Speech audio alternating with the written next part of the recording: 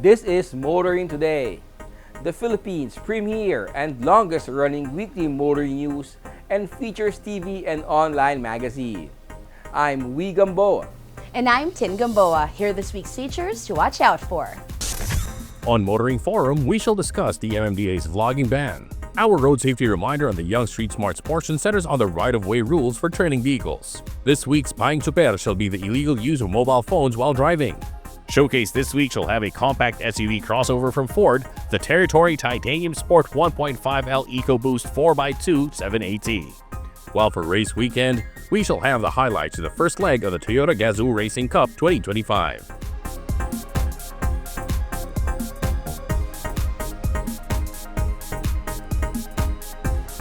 All these plus the latest news in transportation and traffic management, as well as developments in the automotive industry, are in this episode of Motoring Today. Join us.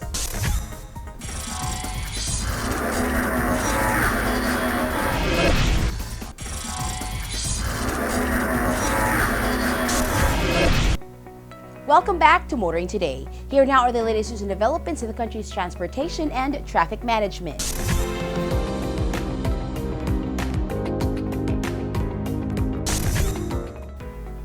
Transport groups that support the government's PUV modernization program are also pushing for changes. Specifically, they want more say in how the program is managed and in choosing who leads it moving forward.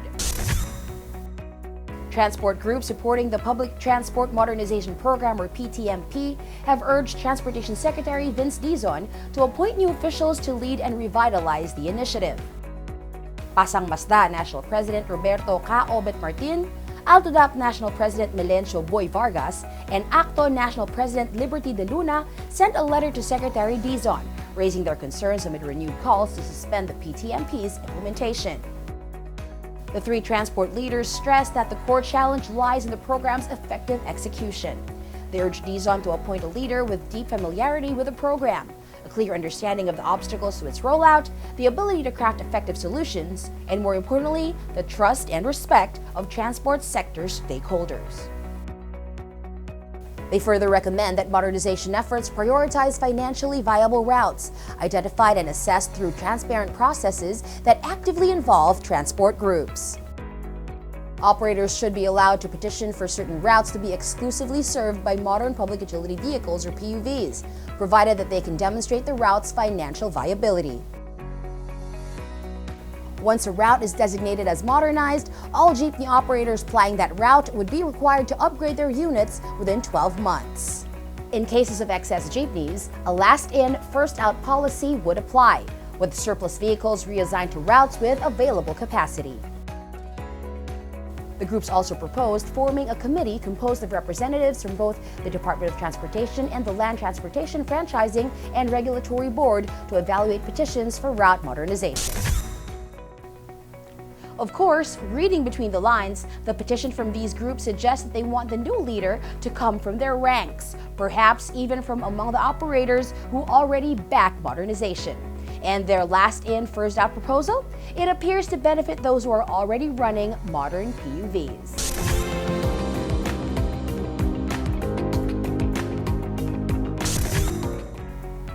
Meanwhile, the DPWH is warning of a looming EDSA traffic crisis, what they themselves are calling EDSA Carmageddon. To counter the anticipated congestion, authorities are considering reinstating the odd-even traffic scheme. The government is considering the implementation of an odd-even traffic scheme along EDSA to manage the expected heavy traffic during the upcoming road rehabilitation. According to recent reports, DPWH Undersecretary Robert Bernardo described the rehabilitation as large-scale, requiring significant machinery and labor. The project will involve removing existing concrete, assessing the road base, and resurfacing the road with asphalt. Of course, in doing the rehabilitation works po, it involves napakarami pong equipment dito. So, at tao na gagawa. And we are doing it ng simultaneous po. Meron po kaming programa to be presented later once it's finalized. So, doon na lang po siguro nyo tingnan ng. The rehabilitation plan was discussed at a Metro Manila Council meeting, as EDSA serves 9 cities across the NCR. One proposed solution to alleviate traffic congestion is the introduction of an odd-even scheme on EDSA, which would supplement the current number coding system implemented across Metro Manila.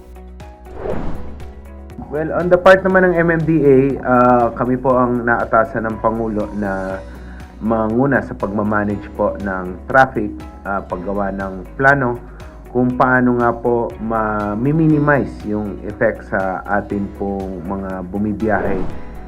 Hindi lamang po sa EDSA, kundi sa buong Metro Manila. Dahil alam naman po natin, major artery ito, magsasara tayo ng lane, mababawasan yung capacity ng EDSA. So, pinagpiplanuhan po natin yan, yung alternate routes and all. At ang kabilin-bilinan lamang po ng ating Pangulo ay i-prioritize ang convenience ng ating mga motorista at lalong-lalo na po ng ating commuters. In addition, Transportation Secretary Vince Dizon confirmed that the EDSA bus carousel will continue to operate during the rehabilitation. EDSA buses will utilize the parallel lane, while the remaining lanes will be reserved for private vehicles. For now, commuters and motorists have little choice but to brace for severe traffic conditions and remain patient as the rehabilitation of the Metro's main artery progresses.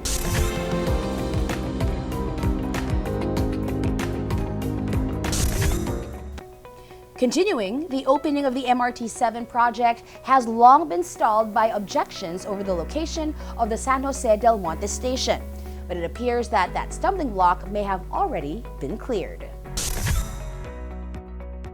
The DOTR and the local government of San Jose del Monte have agreed on a new site for the MRT-7 San Jose del Monte station, according to a report by the Philippine Information Agency. DOTR engineer San Criscadis confirmed that while the station will remain along Quirino Highway, its location has been adjusted. Originally planned near the Luzon-Tungkong-Manga Road intersection, the station will now be situated closer to the boundary between San Jose del Monte and North Caloocan.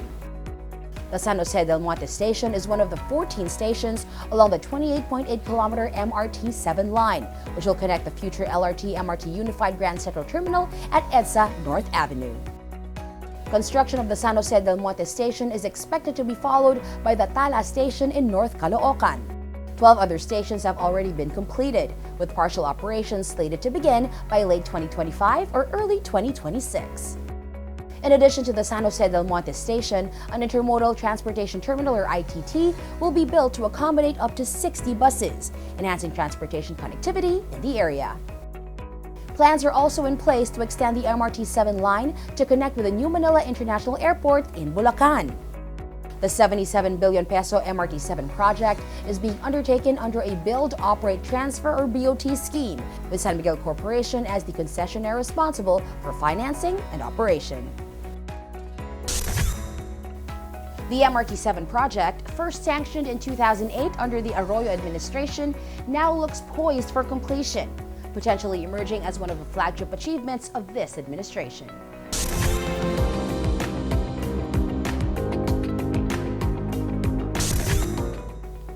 And finally, fares on the LRT-1 are likely higher by now. A final appeal to halt the fare increase failed to win over the president. Various transport and progressive groups, including Bayan and Anak Bayan, have urged President Ferdinand Marcos Jr. to halt the fare hike on LRT-1, which is scheduled to take effect on April 2, 2025. The activist organizations are demanding that the DOTR disclose the rationale behind the fare increase and reconsider the privatization agreement, which they believe is detrimental to commuters.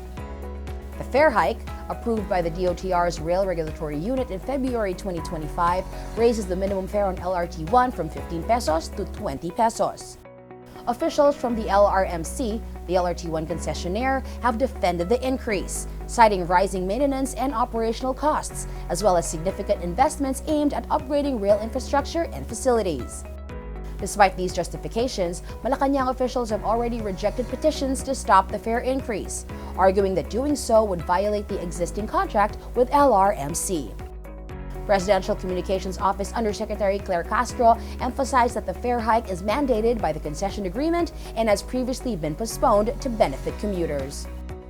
In response, transport groups have stressed the need for transparency, urging the government to renegotiate the terms of the privatization deal, which they argue disproportionately burdens the commuters.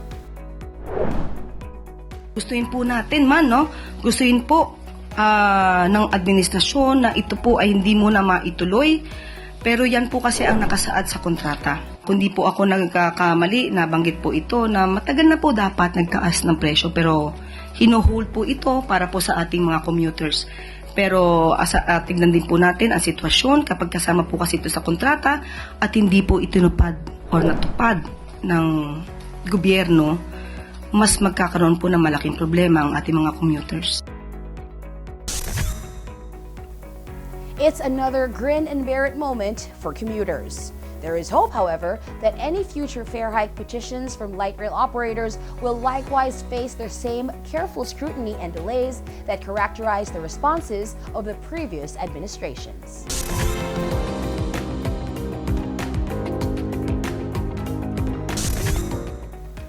Those are the latest news and developments in transportation and traffic management. Coming up next is Motoring Forum.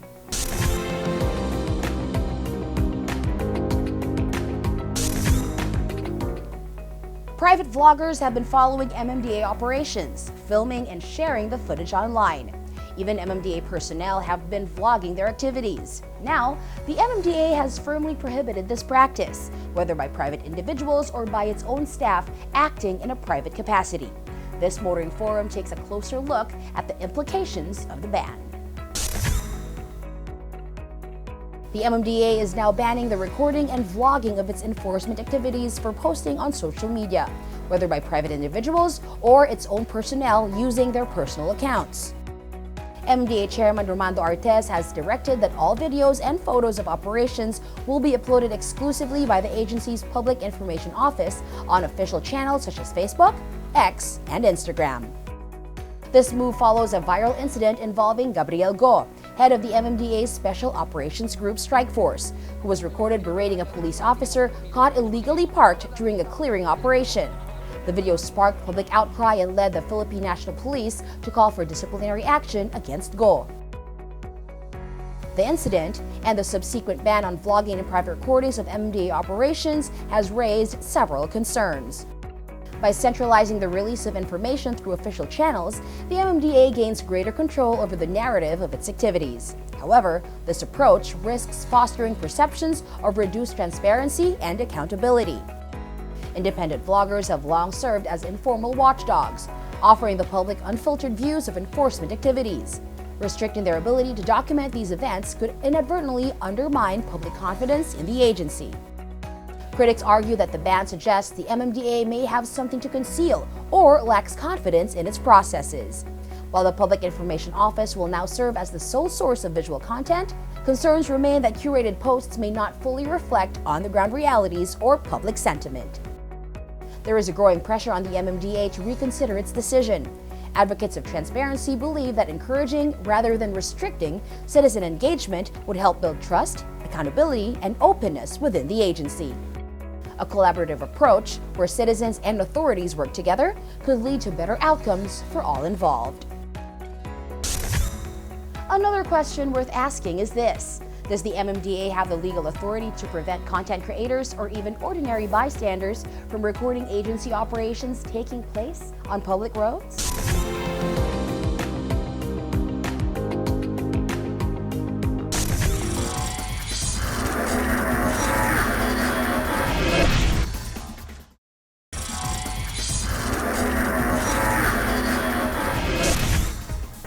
It pays to be a smart driver and a safe one. Here's a road safety reminder from Toyota Motor Philippines in our Young Street Smart segment.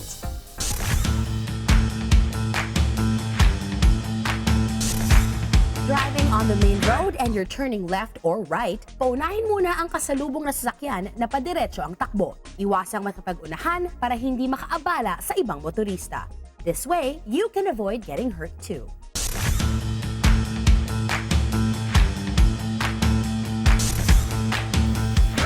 There's a lot more to being a chuper, especially of PUVs, than knowing how to drive and taking care of vehicles. To learn more on becoming a better professional driver, here's Spying Chuper this week.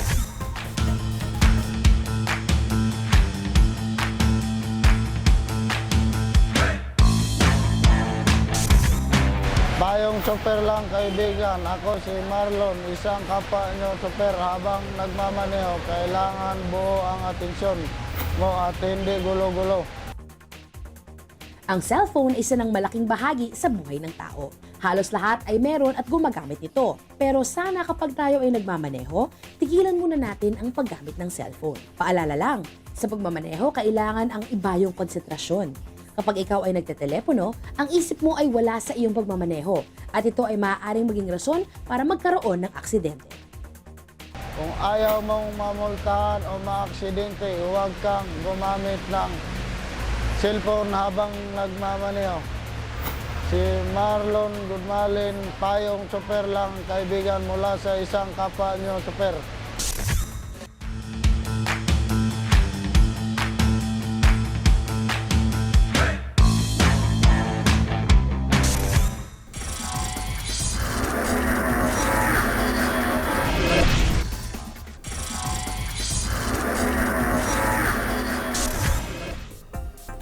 Welcome back to Motoring Today.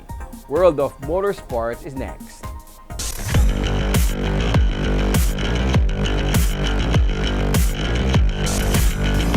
In motorsports news, organizers of the 2025 Philippine National Rally Championship have announced the official results of the Sierra Madre 100 Rally held in Nueva Ecija on March 21 and 22, 2025. The team of Luis Camacho and co-driver Kester Malona clinched the overall victory in Leg 1, completing the 100 kilometers of special stages on Nueva Ecia's challenging dirt roads in 58 minutes and 15 seconds. Adriano De Leon and co-driver Gerald Lim secured second place overall, finishing just 1.5 seconds behind the leaders. Abet Reyes and co-driver Albert Pegad took third place, trailing the second place team by 3.5 seconds. In Leg 2, the Camacho-Malona duo improved their performance, achieving the fastest overall time. Paul Santos and co-driver DJ De Guzman closely followed in second place, a near 0.04 seconds behind the leaders. De Leon and Lim secured third place in Leg 2. The team of JP Polentar and co-driver Ramon Lajos dominated Group 1, leading the class in both Leg 1 and Leg 2. The Camacho-Malona tandem also topped Group 2 in both legs. In Group 3, Reyes and Pegad led Leg 1 but were overtaken by De Leon and Lim in Leg 2. Edsel De Dios and co-driver CJ De Dios were the fastest in Group 4 during Leg 2. More on the world of motorsports here on Motoring Today, as we now give you Race Weekend.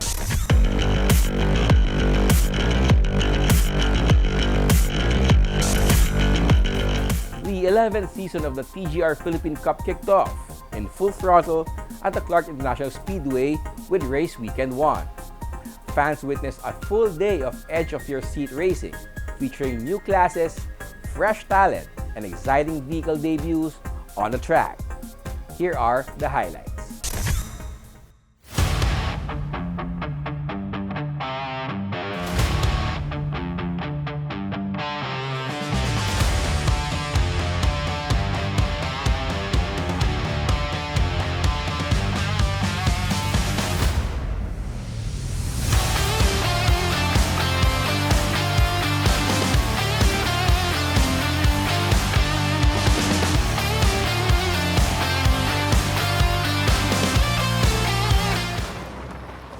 Ladies and gentlemen, welcome to another brand new season of the Toyota Gazoo Racing Philippine Cup. Thank you for being the heart and soul of Philippine motorsports. This year, we are celebrating 11 years of the TGR Philippine Cup, and it is pride and honor to continue bringing you the thrill and joy that only TGR can bring. And to all the race fans watching, please cheer us on. Thank you very much. Arigato, maraming salamat po.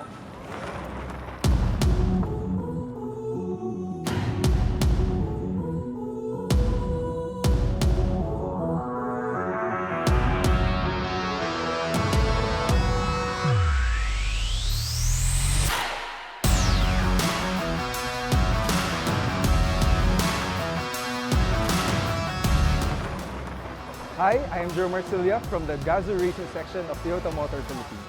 So for today, we have the circuit, endurance, and club race. For the circuit race, that's our 20-minute or 15-lap race.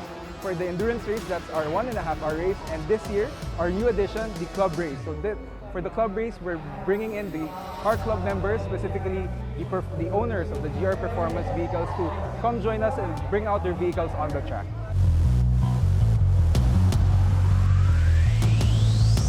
So for this year, for our racer class, we'll be seeing the return of the Novice, Sporting, and Super Sporting class. For this year, our new addition is the Legacy class.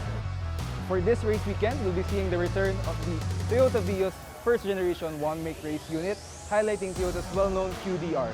For this race weekend, we'll be seeing the first public appearance of the new Toyota GR Yaris.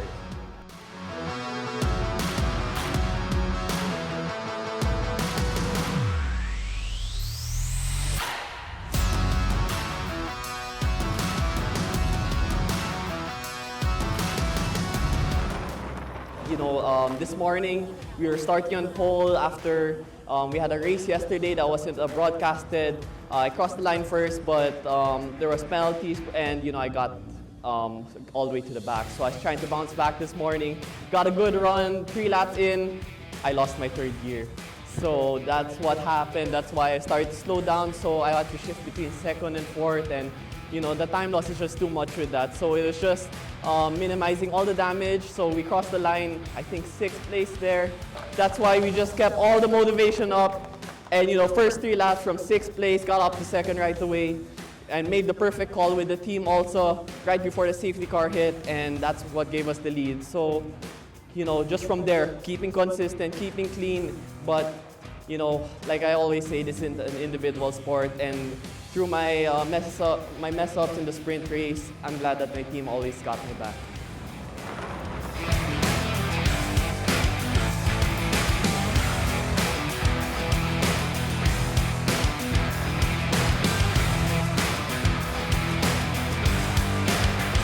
There it is. Let's take a look at this Checkered moment. flag Checkered is flag is out. getting waved. Woo! Number 1 for Inigo Anton in the super sporting category of our endurance race on race 1. It's a phenomenal experience to be part of the Toyota Gazoo Racing Philippine Cup. I've been watching it for 10 years, but this is the first time that I am participating as a driver in the full circuit series. Sim racing is more like a tool for training for not just racing drivers but also gamers to learn how to drive, and who knows, they might become a racing driver one day.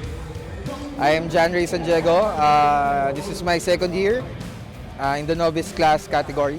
I just had my first ever circuit race win during the sprint race 2. I'm just so happy to be here. I had fun. I had the best time inside the track. Running with the best. So yeah, that's it.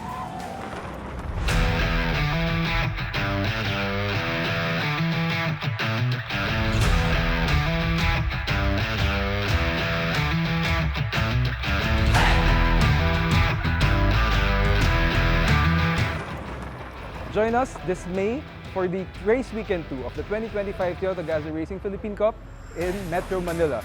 So if you want to watch for our race online or on-site, please follow us on our social media pages for more details.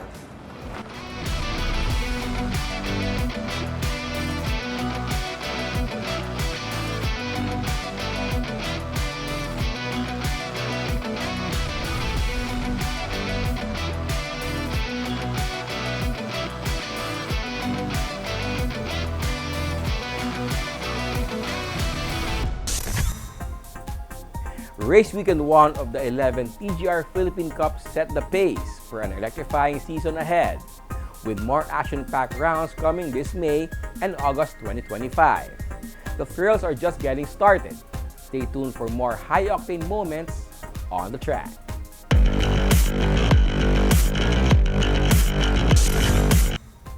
And that's this week's World of Motorsports. We'll be back after this short break.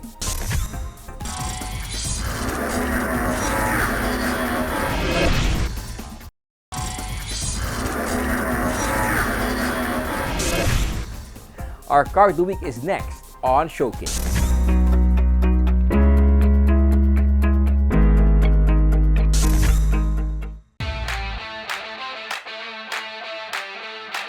Ford Philippines rolled out the next-gen Ford Territory Titanium with confidence that it has what it takes to generate the same excitement and sales of the first Territory launched in the local market. Combining a sleek, sporty design with cutting-edge technology and impressive performance features, the next-generation Ford Territory arrived in 3 variants. The top-of-line Territory Titanium Sport, the Titanium X, and the base model Titanium. All 3 measure 4,360 millimeters in length, 1,935 millimeters in width, and 1,706 millimeters in height, with a 2,726 millimeter long wheelbase, which offer ample cabin space without compromising on maneuverability. A minimum ground clearance of 190 millimeters gives the new Territory a great sporty stance on the road while allowing it to tackle various road conditions with ease. Atop the line is a Ford Territory Titanium Sport. Dark accents, including a distinctive satin black grille and striking ebony black 19-inch wheels with 235/50 R19 tires, enhance its aggressive look while distinguishing it from its less pricey brethren.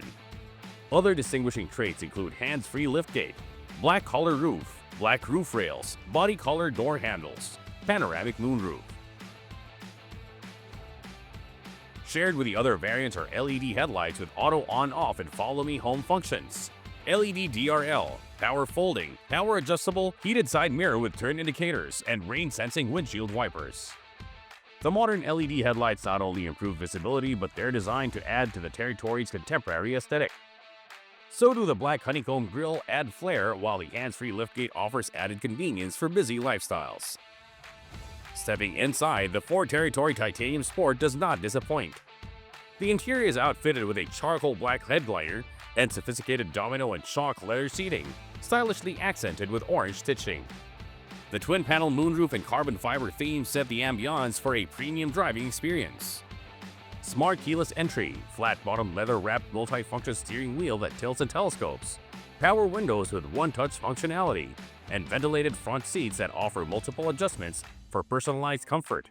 10-way power adjust for driver, 4-way manual adjust for front passenger. The second row seats ensure passenger comfort with 60/40 split fold capability and generous legroom, complemented by a center armrest with cup holders. Staying connected and informed while on the go is essential, and the Territory delivers. There's the 12-inch digital instrument cluster and the 12-inch colored touchscreen infotainment system that keep drivers in control. The systems support wireless Apple CarPlay and Android Auto capability.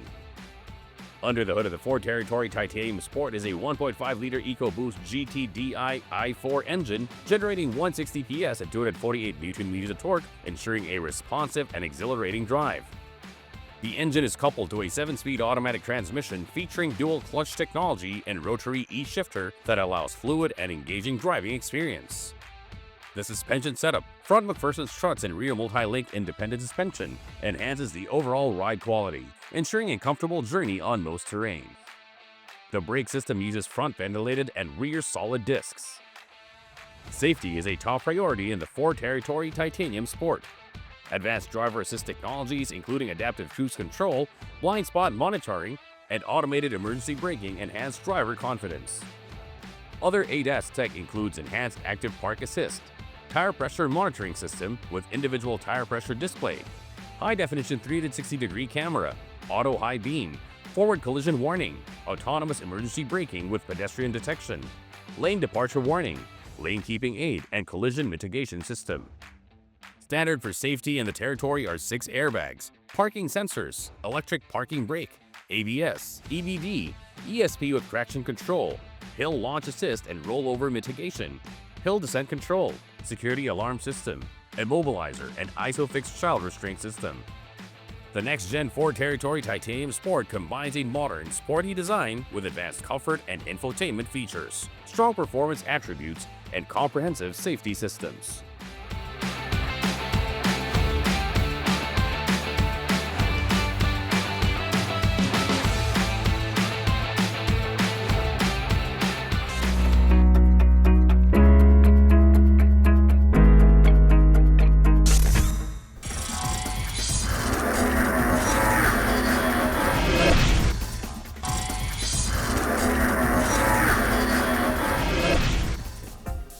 Welcome back to Motoring Today.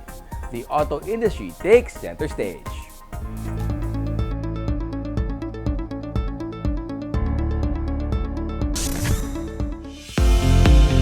JAC Philippines has expanded its presence in Metro Manila with the grand opening of the JAC Quezon Avenue dealership. Located at 847 Quezon Avenue, Heroes Hill, Quezon City, the newest JAC dealership showcases a diverse lineup of vehicles tailored to meet the needs of different customers, including the JAC JS2 Pro, JS4, JS6, T8 Pro, and the Turbi EV. Okay, today we inaugurate JAC Quezon Avenue. This is our showroom servicing the North Luzon, Quezon City area. This is around 350 to 360 square meters of showroom space and features the whole JAC lineup that we have available in the Philippines. Eventually, we will be able to offer full service for after sales. Right now, we are able to do PMS and repairs for JAC models. Originally a truck manufacturer, JAC has evolved over the past 60 years into a full-range automotive brand. Today, it offers innovative vehicles known for their durability, performance, and value. Strategically positioned, JAC Quezon Avenue aims to cater to the growing number of customers in Quezon City by providing accessible and high-quality mobility solutions. Immediately right now, we aim to serve the Quezon City area and the areas nearby. It's a large market, as you can imagine, and that is why the range of JAC vehicles going from all the different segments of ICE all the way to electric, full battery electric vehicles being available here is really a way to address all the transport needs and mobility needs of the customers we will have, and we already do have.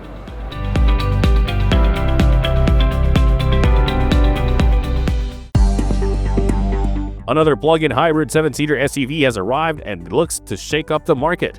Jetour Philippines gave members of the media a preview of the X70 Lightning IDM with a ride and drive event ahead of its upcoming public launch at the Manila International Auto Show. The Jetour X70 Lightning IDM Media Drive event commenced at the Jetour flagship showroom in Quezon Avenue, where a fleet of cutting-edge X70 Lightning IDM awaited participants for a road trip to Subic.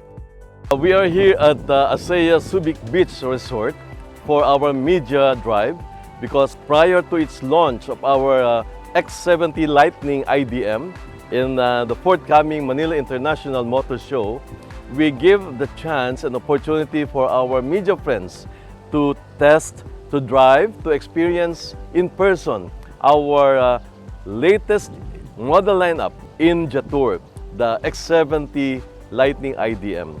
Today, we are here to do some rounds because we had a very nice road. We have a nice place to test drive this vehicle without traffic so that you will know the advantages, the new features of our X70 Lightning IDM. The Jetour X70 Lightning IDM is powered by intelligent dual motor technology, marking a significant leap in performance and efficiency. The drive up to Subic gave members of the media an immersive experience of the capabilities of the Jetour X70 Lightning IDM. There is a clamor for the hybrid vehicle these days. So Jetour is joining the competition.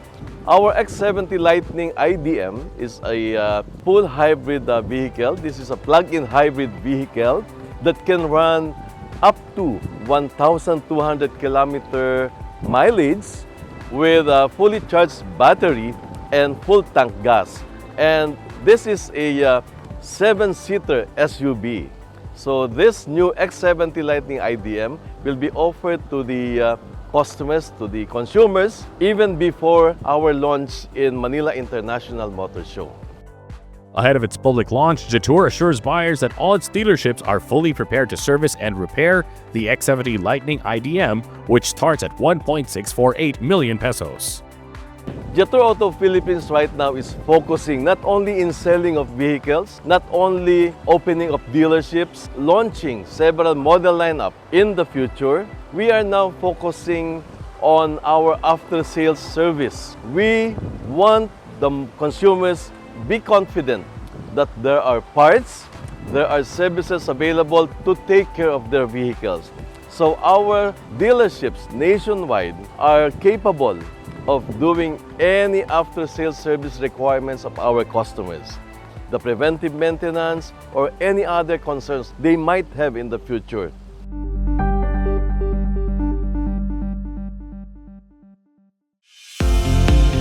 The AutoHub group of companies has officially opened its doors to the new GAC Motor Global City dealership located at Rizal Drive, corner 32nd Street in Bonifacio Global City. The dealership features a spacious showroom displaying 6 vehicles, highlighting GAC Motors' craftsmanship and technology. More than just a showroom, the new GAC flagship store offers a seamless customer experience from sales to after-sales support. The facility includes a comfortable customer lounge, a dedicated releasing area for newly purchased vehicles, and a service center equipped with 4 service bays.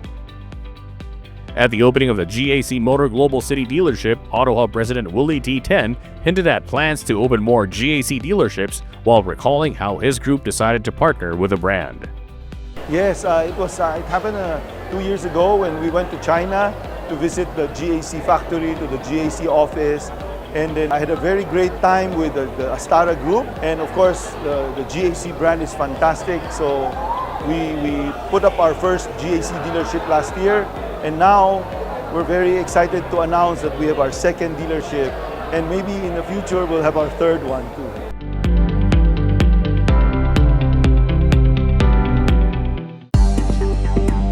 Nissan Philippines unveiled the 7th generation Nissan Patrol at an exclusive event at the 5th at Rockwell in Makati City. Nissan says the all-new Patrol redefines SUV luxury with exceptional power, advanced technology, and first-class features, ensuring an unparalleled driving experience. Powered by a 3.5-liter twin-turbo V6 engine delivering 431 PS and 700 Nm of torque, the all-new Nissan is now available for viewing and reservation at all Nissan dealerships nationwide. However, the all-new Nissan Patrol will be one of the brand's showcases at the coming Manila International Auto Show, where it can be viewed and be available for test drives. Please try to test the new Patrol, and please come to our dealership, and you can see it, you can touch it, and then you can get it. Thank you.